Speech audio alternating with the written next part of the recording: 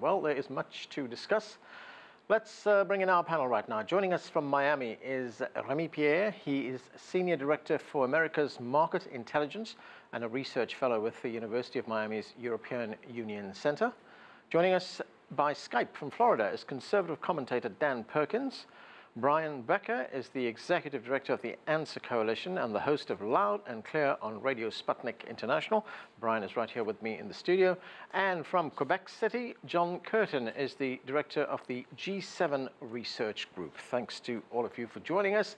And let's start in Quebec City in Canada with John. And John, many of Donald Trump's partners at this G7 summit are very angry. We've heard comments being made, especially that one made by the Canadian Prime Minister Justin Trudeau, saying that he was insulted and that he found Donald Trump's tariffs imposed on Canada unacceptable. Donald Trump himself has raised the prospect that he may not sign the joint communique that is normally issued during these summits. So, was the summit, in a sense, doomed even before it started? Oh, not at all. And President Trump was right. They all got along. And they didn't take very long at all. It happened as soon as they sat down face to face.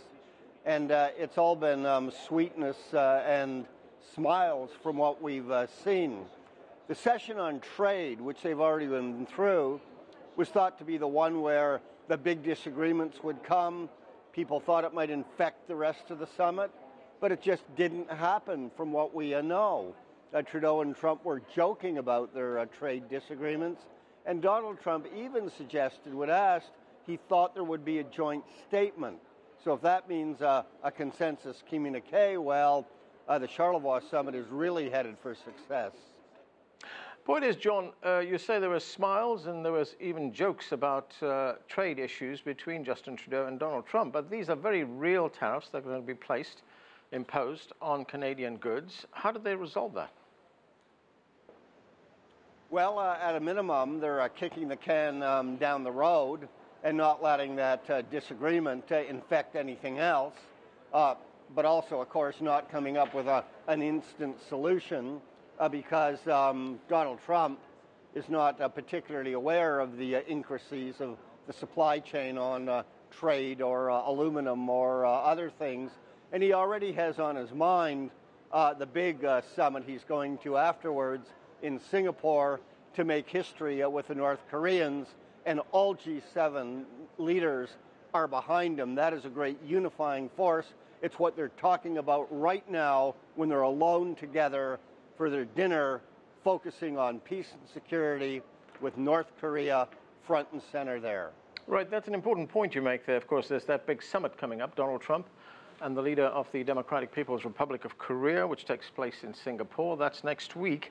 And let me bring in Dan Perkins here from Florida. Dan, looking at that summit that's coming up, I mean, was Donald Trump really invested in this G7 summit, or is his mind somewhere else, perhaps in Singapore? Thank you for having me on. Yes, he's very much invested in both summits. The trade issue is a major campaign benchmark for Donald Trump. Let me give you a quick example. If American dairy farmers want to export dairy product to Canada, the tariff that the Canadian government imposes is 230% of the price of the goods. The English, which are coming towards Mr. Trump, if an English car manufacturer wants to export his car across the channel to mainstream Europe, the European Union charges him a 10% royalty. But if Volkswagen wants to move its car on the other direction, going towards the United Kingdom only charges approximately 2%. So that the tariff from bringing that car from the UK into mainland Europe is 5 times the tariff of what the UK charges. What Mr. Trump has been saying all along, that these trade deals were made at a time when America was benevolent and didn't really care. And because of those trade deals, many jobs and manufacturing facilities left the United States. China, for example, before it became a member of the World Trade Organization, accounted for 13% of the world's steel. Right. Now it's 43%. And so what Mr. Trump is saying very firmly is that many of the trade deals and the tariff imposed by foreign nations is unfair against the United States. And from what you're saying there, Dan, these tariffs that Mr. Trump is going to be imposing, is that going to make it fair? Is that going to increase trade between the United States and its main partners? I think what most of the people that, if you look at the dollar amounts of the tariffs that are being imposed on the dollar amount of trade, yeah, it's not a huge percentage of the overall trade of what happens. Okay. So I think what it's doing is it's going to bring people to the table to say, wait a minute, maybe these tariffs need to be renegotiated. Okay. Let's go to Remi Piet in Miami. And Remi Piet, something that a lot of people have been talking about even before the summit started was a comment that President Trump made, said that he would like to see Russia, which was expelled from the G8 at the time, it became the G7. He'd like to see Russia reinstated into this group of industrialized nations. Let's listen to what President Trump said. Russia should be in this meeting. Why are we having a meeting without Russia being in the meeting? And I would recommend, and it's up to them, but Russia should be in the meeting. It should be a part of it. You know, whether you like it or not, and it may not be politically correct, but we have a world to run. So, Remi, listening there to what the president had to say, he makes the point, look, this might not be politically correct. There may be a lot of people who will be very upset at hearing me say that Russia should be back in the G7, but he says, we have a world to run. Well, I'll address Russia just right now, but just a small thing on trade issues. I think it would be terribly naive to believe that all the countries get along very well because they smile on camera. And there's going to be a real war on trade issues with the European Union actually raising tariffs on a series of products from peanut butter to motorcycle to bourbon and whiskey, which are produced in very important politically important states in the U.S. for the upcoming elections. So there's going to be a retaliation from the European Union on these issues. And the fact that, you know, having tariffs and renegotiating tariffs on steel and aluminum is going to be creating some jobs in the U.S. as a very short-sighted view. It will create jobs in the steel and aluminum industry, but it's actually going to be destroying a series of jobs in the manufacturing sectors because they're going to be importing steel at a higher cost and they're not going to be competitive for manufacturing cars or other products of much higher value for the American economy. Now, in the specific case of Russia, it's actually a very smart move from Trump at first. His idea here was to try to break up this alliance of countries in front of him in Canada. He actually surprised his administration because it was not on the agenda. His idea was to try to pull Italy out of the concert of nations in front of the U.S. because Italy has always had a more keen and more open vision towards Russia for a series of issues such as energy or military cooperation. At first, Antonio Conte, which is the new Prime Minister of Italy, started saying it was a good idea and got called back by Macron, Merkel, and Trudeau, and now there's a joint position against Russia just joining again the G7. So that was a try to just break down the coalition from the US, but that fell flat. Brian, we've often heard the G7 being described as a very elite club. And, you know, President Trump set off this debate about Russia coming back into this club. Point is, are the Russians interested in coming back? I don't think so. Putin was pretty nonchalant about being evicted. The fact is the G7 should be dissolved. I mean, the G7 is an obsolete entity. It's the former imperial colonial powers getting together without Africa and getting together without Asia, with the exception of Japan. Certainly getting out without the Middle East or Brazil and the big countries in Latin America. It's a hangover of the 19th century, in fact. It should be understood to be fundamentally irrelevant. But nonetheless, the United States at the end of World War II created a new world order, partly to end the scourge of war between these empires, between these colonial entities, whereby the United States rehabilitated its defeated enemies, Germany and Japan, and revived its allies who had been defeated and brought them together in what's called a rules-based international order, whereby the United States led this world order, and in return, the other countries got access to markets, including the U.S. market.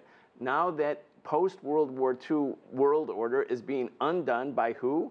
By the President of the United States, and it's taken these other countries, especially the European countries, by surprise. But nonetheless, it's a reflection, I think, of the fact that that old post-World War II world order, like all world orders, does eventually fray, does eventually come apart.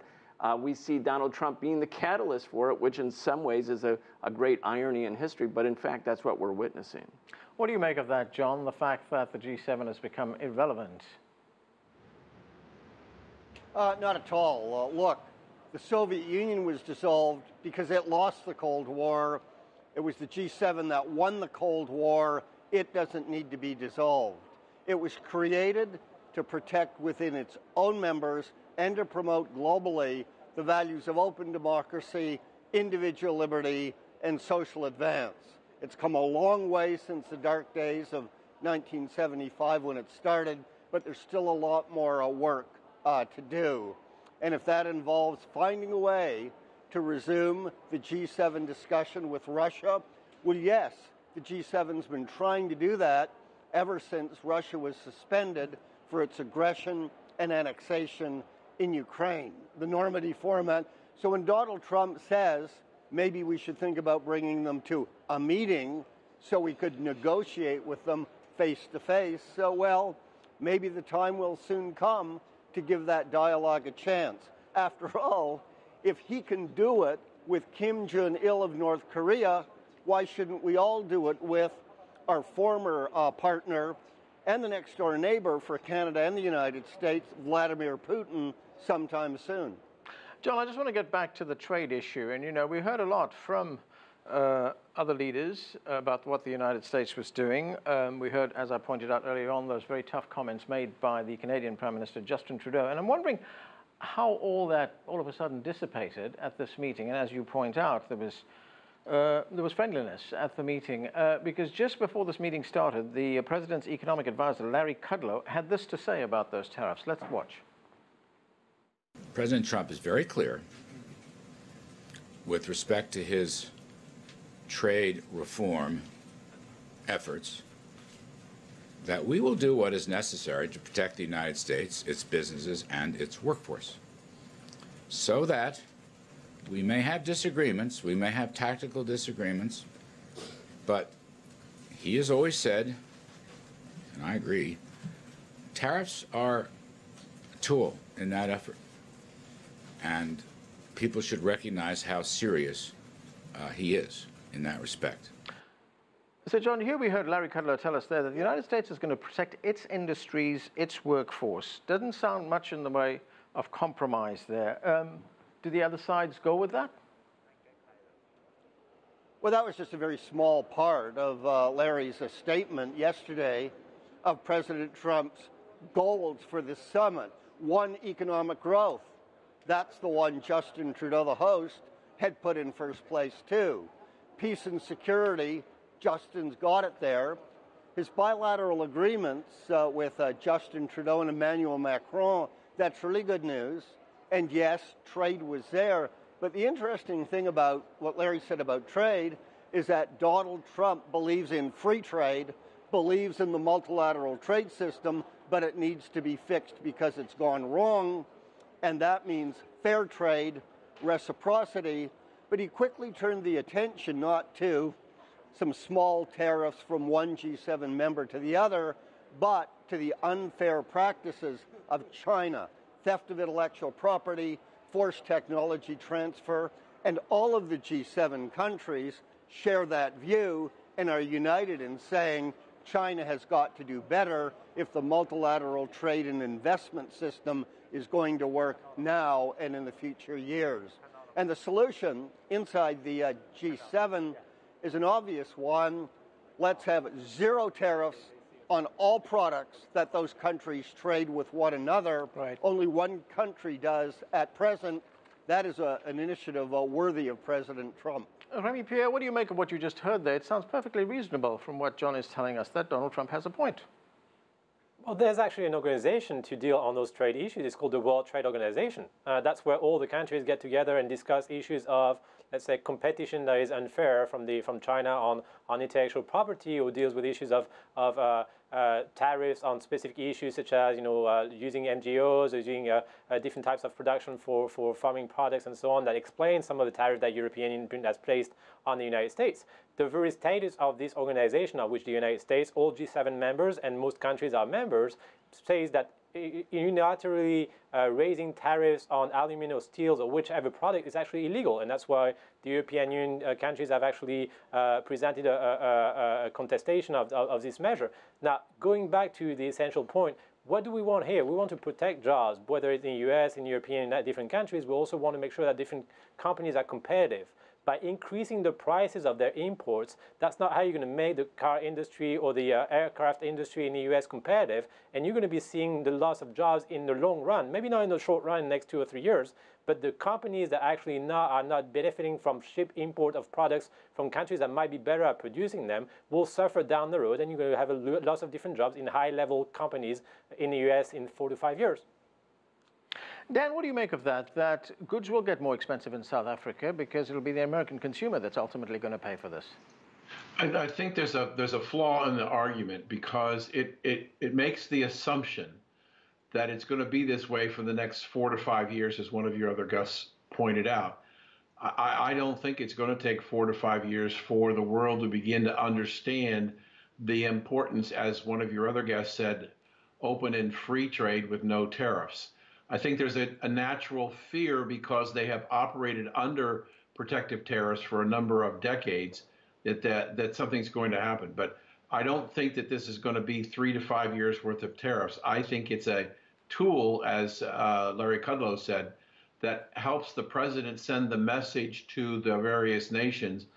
We need to come to the table and talk about how we're going to create free and fair trade. And I think that will happen. The importance of the United States as a trading partner for the other 6 nations is very, very important. All right, Brian, I've heard this from other people at the White House as well, telling us that what we're hearing from President Trump is not really policy that he wants to implement. It's a negotiating tactic. Possibly, but let's also put this into a political perspective and sort of a big picture perspective. We've had an economic expansion that's gone on since 2008. That's 10 years old now. It's about to end. It will end sometime in the next year or 2 or 3 years. At that time, there's going to be a venomous rivalry about who's going to share or have the burden placed on their shoulders for what will be economic contraction. By unleashing the tendencies towards this kind of nationalist populism here in the United States and with right-wing parties in Europe, this tendency will accelerate. So if there's a sort of a modicum of stability right now between the G7 countries, that will, and it's not that stable because Donald Trump is actually pushing the envelope, creating contradictions, creating adversity. They feel it sharply. Public opinion in Europe is turning very strongly against not just Donald Trump, but against the United States for these bullying tactics. Those tendencies will accelerate at the first instance of economic contraction that makes more unemployment in the United States and in European countries and in Asia. So I think this is a very dangerous sort of political set of circumstances that's being constructed by the America First nationalism. Again, Donald Trump is pretending that America is just this helpless giant, right, and everyone else has hurt America. That's a bad message. When you talk about an economic contraction, Brian, what would precipitate that? Well, we have just the global business cycle. I mean, we have a boom-bust cycle. I mean, every 8 or 10 or 12 years, there's an economic recession.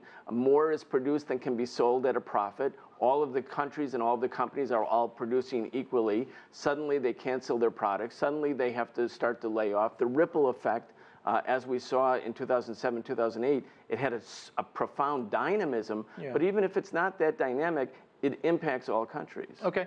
John, if we can look at President Trump, and if we sort of try to understand what motivated him to impose these tariffs, to make these announcements, I want to talk about the manner in which he did it when he announced it last week. I mean, he invoked national security in the United States, and it's something that particularly angered the Canadian Prime Minister, who said that Canada has never posed a threat to the United States, has never been hostile to the United States. Why do you think he invoked national security?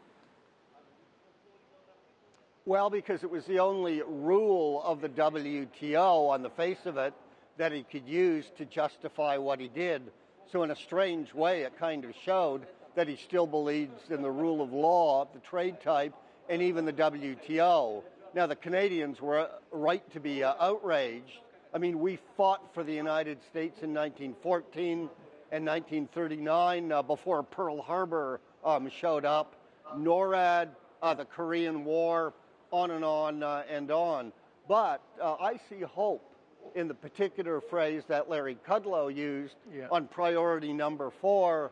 It wasn't national security, it was shared security, and he clearly meant of the G7 as a whole in the face of external threats, North Korea being the first one. So I think we may have reached the peak.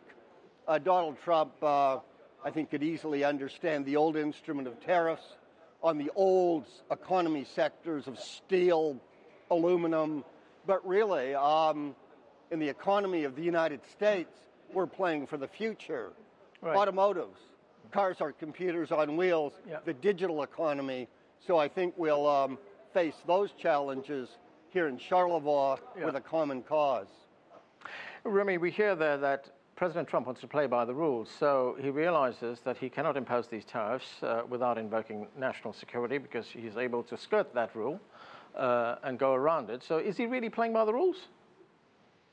Well, he's using the rules the way he can use them. But the idea here is to try to look at the big picture also. Each of those leaders have domestic challenges, have facing their own potential elections down the road. They have discontentment from the population when they're looking at the actions taken by Donald Trump.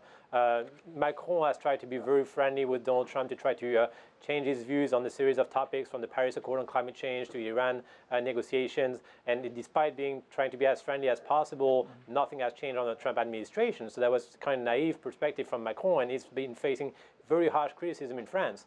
Same thing, Trudeau is having a very strong focus from his domestic basis on being able to retaliate or having people feeling very much threatened or offended by the allusion to the 1812 war that Canada is a security threat to the U.S. So, I mean, all those governmental leaders have to answer to their population also, and their population are very now antagonistic to the U.S. because they understand that Donald Trump is not playing a fair game of finding a real concerted negotiation of decreasing tariffs, and it's not by raising tariffs that you encourage people to decrease tariffs. That just doesn't work this way. Dan, very quickly, I've got a minute left. What do you expect will come out of this summit? I think they'll shake hands. The president's already announced he's leaving before the discussion about climate change.